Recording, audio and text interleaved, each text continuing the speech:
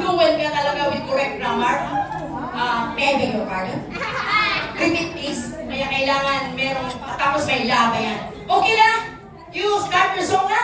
Alright! Ladies and gentlemen, Mini Jockey!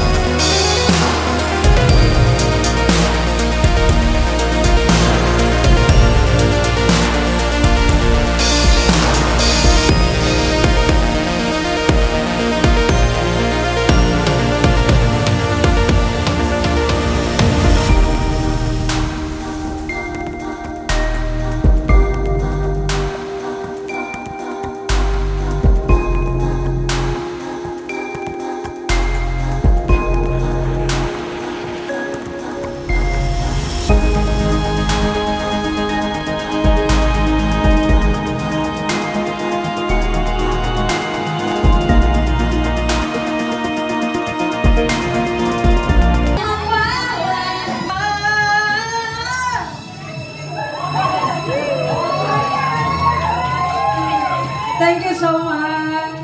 Thank you. Do you think you're gonna win? Yes, ate. I'm very, very sure. You understand what you are singing? Yes, ate. I'm very, very What do you understand. mean by your song? Yeah, this is story about the OFW. Saudi. That is Hong Kong given. ya? Hong Kong. Hindi this Saudi, is that's Saudi. Saudi. Alam mo, And then they can get the mercy about this thing. Okay, for the you continue the story, ate. Later, in the backstage na. Yes, Okay, that time is running. Okay. Okay, thank you. Yes, thank you. When you win, you take picture and send to your Thank you. Okay, thank you. Joke only, ha? Joke only. Salamat. Salamat. Alright. Okay. Last but not the least, sana naman maiba naman ito, ano? Kasi puro lang kanta tayo. Nakaka-ano naman, nakaka-nostalgic, ha? Nakaka-nostalgic na naman. Alright. Last contestants, we may go on But before I call on the number 5, I would like the presence of Ma'am Babes. Alright. Ang age si Ma'am Babes. Kaya siya na ang ating tinatawag na bossing. EO. Thank you, Ma'am Babes, for coming. Please eat your lunch. Okay, thank you. Right, last but not the least, we have here, sigurado ako talapasin siya, Michelle Agrola. Where is Michelle? Wow, Michelle. Ma'am Michelle, ano naman talent mo? Pwede mabalhan? Okay, so para Kanta naman! may iba dumani, sige tulas ang kanta, mas spoken poetry ako. Kaya ma'am, every time na magkanta ako, mahanggat sa na ako, tula. Eh naman, ano na nga, ba't ka nagkarnanta? Matula ka na lang. Do you think you will win? I'll try my best. Alright! I try my best! Plakpakan naman natin si Michelle Agruda. Okay, I will do the spoken poetry. This is all for all of us, the OFW. I hope you all enjoy it.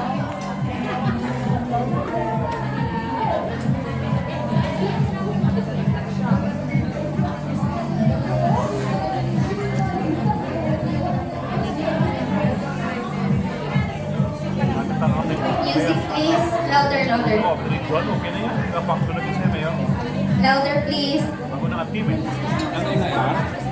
Ano mayor? Tuwakit. Yan yan. Louder please. There.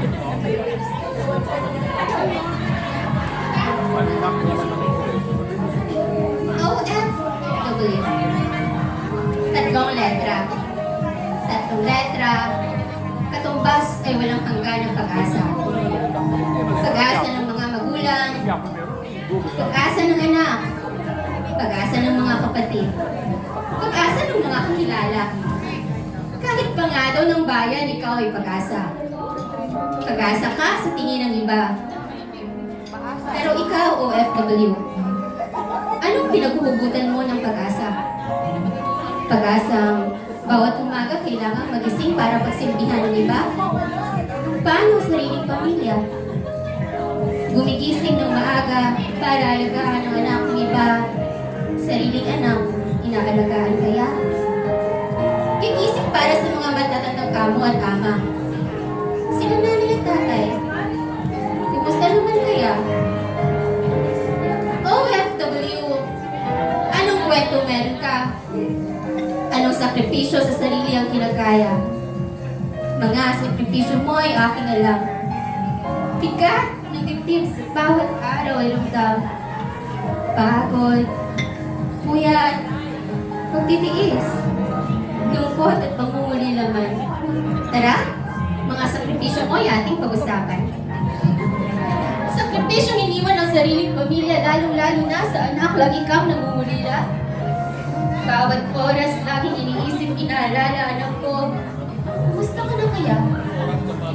Anak, sana ako iyong maintindihan na sa mga araw na ako iyong kailangan ako, si nanay, gising in action na naman. Sa mga oras na ikaw ay may karamdaman, mga yakap, hinanay at haplos na sana ang kamot, hindi mo ramdam.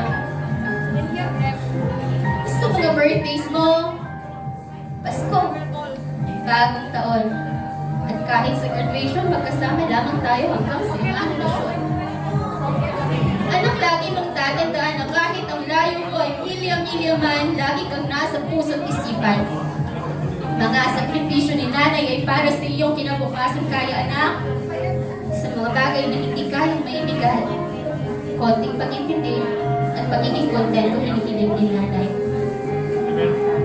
OFW, sakripisyo mo para sa iyong mga magulang at mga kapatid, mga magulang na nagpalaki, nakagisnan at laging katabi.